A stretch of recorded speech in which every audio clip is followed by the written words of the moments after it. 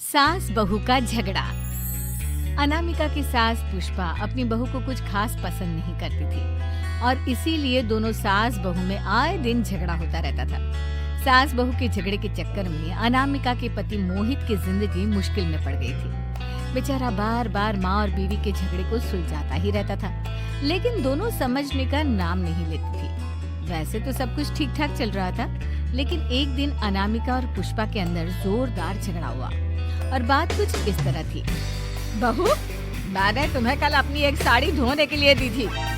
हाँ मम्मी जी, वो साड़ी धोकर मैंने आपकी अलमारी में रख दी है। उसी की बात कर रही हूँ मैं। जरा देख तो, इस साड़ी को देखकर किसी भी तरह से लगता है ये धुली हुई है। अरे मम्मी जी, मैंने आपकी साड़ी वॉशिंग मशीन में अच्छे से धोकर सुखाकर आपकी अलमारी में तह बनाकर रखी थी। आपके तो नखरे खत्म नहीं होती। अरे कैसे बात कर रही है मुझसे? मेरे नखरे? अरे मोहित, जरा ये देख तो, ये साड़ी धुली हुई लग रही है क्या? अरे मम्मी, जब अनामिका कह रही है कि उसने साड़ी धोई थी तो मान लो ना। हर बात पर झगड़ा करना जरूरी है क्या? क्या है ना मोहित, तुम्हारी माँ को तो मेरे हर काम में नुस्ख निकालने की आदत पड़ गई है। जब तक दो चार खरी खोटी सुना नहीं लेती ना, इनका दिन नहीं निकलता। अरे चुप कर, वो होकर मुझे जवाब देती हो। एक तो गंदे कपड़े उठाकर अलमारी में रख दिए, ऊपर से कैंची की तरह कचर कचर बोली जा रही हो। मम्मी जी, अब तो समझ में नहीं आता क्या? मैंने साड़ी धो कर रखी थी, तो फिर इतनी गंदी क्यों लग रही है? मुझे क्या पता मम्मी जी, आप इस पर इस तरह तेल और घी की चिकनाई के दाग लगाकर लाएंगी। मेरी जिम्मेदारी थोड़ी ना है। अरे तो हाथ से धोना चाहिए था ना। मैं आपकी बहू हूँ, नौकरानी नहीं जो एक कपड़ा रगड़ रगड़ कर हाथ से धो दूंगी। आपको पहननी है तो पहनिए, नहीं तो रख दीजिए। तुझे तो मैं अच्छी तरह बताऊंगी, मुझे जवाब देती है। एक दिन सुबह के वक्त, अरे अनामिका, मेरी व्हाइट शर्ट कहाँ है? आज ऑफिस में बहुत बड़ा प्रेजेंटेशन है और मुझे वो व्हाइट शर्ट पहन कर जाना है। मुझे पता है, आपने मुझे 2 दिन पहले ही बता दिया था और आपकी शर्ट मैंने धोकर अच्छी तरह आयरन करके अलमारी में लगा दी है। जाइए वहाँ से ले लीजिए। अनामिका, ये तुमने क्या किया? ये देखो, शर्ट पर लिपस्टिक का दाग लगा हुआ है और ये तो एक जगह से जल भी गई है। नहीं नहीं मोहित, ऐसा नहीं हो सकता। मैंने तो तुम्हारी शर्ट ठीक से इस्त्री करके अलमारी में लगाई थी। तो फिर ये जल कैसे गई अपने आप? अलमारी में लटके लटके थोड़ी ना जल जाएगी। पर मोहित, मुझे अच्छी तरह याद है।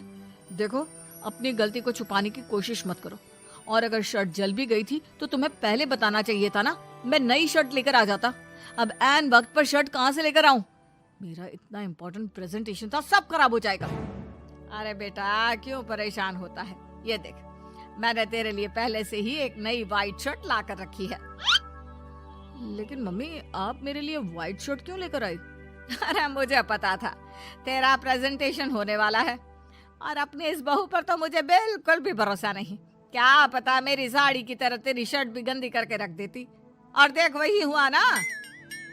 बेटा, सारी टेंशन छोड़ और ये नई शर्ट पहन कर जा।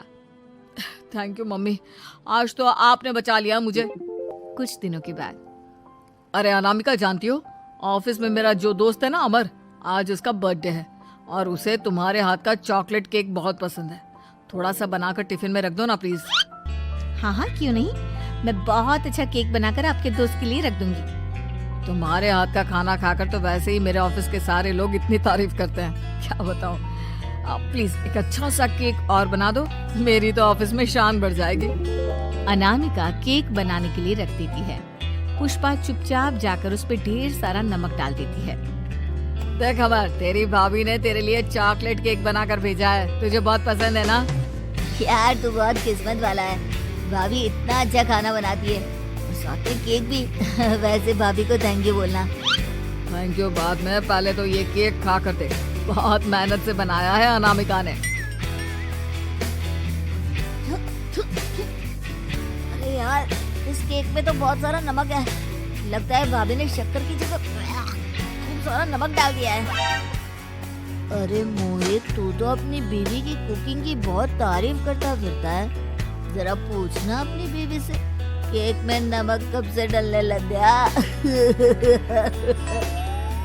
क्या यार, तुझे भी मेरा ही जन्मदिन मिला था बिगाड़ने के लिए। केक नहीं लाना था तो मत लाता, कम से कम मुझे इस तरह नमक वाला केक तो नहीं खिलाता। अरे नहीं यार, अनामिका ऐसा नहीं कर सकती, जरूर कुछ गड़बड़ हुई होगी।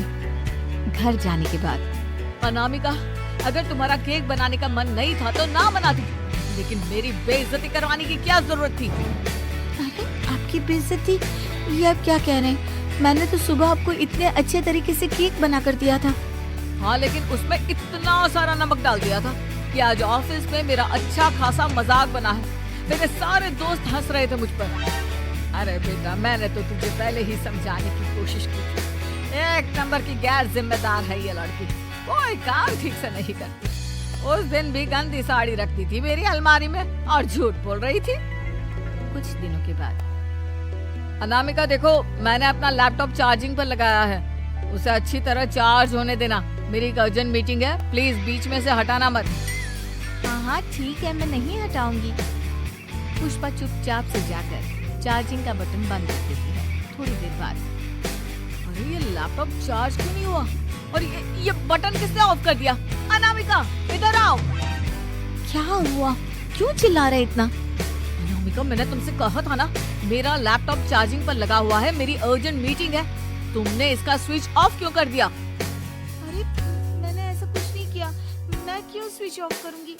कुछ दिनों से देख रहा हूँ अनामिका, तुम मेरा हर काम बिगाड़ देती हो। देखो ये अच्छी आदत है, कम से कम तुम्हें इस बात का तो ध्यान रखना चाहिए था कि मेरी कितनी इम्पोर्टेंट मीटिंग थी। अब क्या करूंगा मैं? आई एम सॉरी मोहित, लेकिन सच में मैंने जानबूझकर कुछ नहीं किया। अगर जानबूझकर नहीं किया तो क्या सब कुछ अपने आप हो जाता है? कभी मेरी शर्ट जल जाती है, कभी केक में नमक डल जाता है। आप मेरी बात क्यों नहीं सुनते? मैंने जानबूझकर कुछ नहीं किया। फिर से वही बात। अरे कितनी बार तुम्हें समझा चुका हूँ, इस तरह मेरा काम बार बार मत बिगाड़ा करो। तुम जानते हो मुझे कितनी प्रॉब्लम होती है। ऑफिस में तो पहले ही बेइज्जती करा चुकी हूँ, और अब ये मीटिंग, ये भी मेरे हाथ से निकल गई। अनामिका की समझ में कुछ नहीं आता कि आखिर उसके साथ ये सब क्या हो रहा था और क्यों हो रहा था। फिर कुछ दिनों के बाद मोहित अपने ऑफिस से कुछ फाइल लेकर घर आता है। अनामिका, ये कुछ फाइलें हैं, इन्हें संभाल कर रख दो। और प्लीज इस बार ध्यान से, कोई गड़बड़ी नहीं होनी चाहिए। नहीं मोहित, कोई गड़बड़ी नहीं होगी। मैं सारी फाइल्स अलमारी में लॉक करके रखूंगी और चाबी अपने पास रखूंगी। अनामिका, जरा अलमारी की चाबी तो देना। क्यों मम्मी जी, आपको क्या काम है? उसमें मोहित की जरूरी फाइल रखी है और मैं नहीं चाहती कि इस बार कोई भी गड़बड़ हो। पता नहीं कुछ दिनों से हर काम खराब हो जाता है। अरे मुझे उसमें से पैसे निकालने हैं और उसके बाद ले लेना अपनी चाबी। मैं खा नहीं जाऊंगी तुम्हारे पति की फाइल। अनामिका को अपनी सास पर शक होता है। चाबी देने के बाद वो चुपचाप छुपकर अपनी सास की हरकत देखती है। ये फाइलें उठाकर डस्टबिन में डाल देती हूँ। देखना कैसे मोहित इसकी खबर लेगा। इस बार तो छोड़ेगा नहीं इसे। वैसे भी पहले मैंने जो कुछ भी किया है उसकी वजह से अच्छी खासी डांट पड़ी है, मजा आ जाएगा। अच्छा तो ये बात है, सारा काम मम्मी जी बिगाड़ देती है, वो भी इसलिए क्योंकि मेरा उनसे झगड़ा हो गया है। सास के जाने के बाद अनामिका मोहित को बुलाकर लाती है। क्या हुआ अनामिका, क्या दिखाना है? ये देखिए, आपकी फाइल डस्टबिन में पड़ी हुई है। इसीलिए तो कहा था संभाल कर रखना, और तुमने उठाकर ये फाइल डस्टबिन में डाल दी। मैंने नहीं, तुम्हारी मम्मी ने डाली है, मुझसे बदला लेने के लिए, ताकि तुम मुझे डांटो। और अगर मैंने डाली होती तो मैं तुम्हें दिखाने के लिए बुलाकर तो नहीं लाती ना। मैं अभी मम्मी से जाकर बात करता हूँ। थोड़ी देर बाद मम्मी, सच सच बताइए, मेरी फाइल अलमारी में से निकाल कर डस्टबिन में आपने डाली थी ना? अरे अपनी माँ पर इल्जाम लगाता है, शर्म नहीं आती तुझे? मैं इल्जाम नहीं लगा रहा हूँ मम्मी, जो सच है वही पूछ रहा हूँ। अब जल्दी से बताइए आपने ऐसा क्यों किया? अरे तो क्या करती, तेरी बीवी मुझसे झगड़ा करती है, उल्टे सीधे जवाब देती है, मुझे उससे बदला लेना था। अरे मम्मी, लेकिन आप दोनों के झगड़े के चक्कर में मेरा कितना नुकसान हुआ है, ये कभी सोचा आपने? मम्मी जी, अगर आपका बदला पूरा हो गया हो तो आइंदा ऐसी कोई हरकत मत करना, क्योंकि अब आपकी सच्चाई हमारे सामने आ चुकी है। यह तो वक्त ही बताएगा मैं क्या करूंगी और क्या नहीं। मम्मी जी, कहा ना आप ऐसा कुछ नहीं करेंगी। अरे मेरी जो मर्जी आएगी वो मैं करूंगी। मेरा सर घूम रहा है। सास बहू के झगड़े में मेरी जिंदगी का तो कचरा हो गया है, कचरा।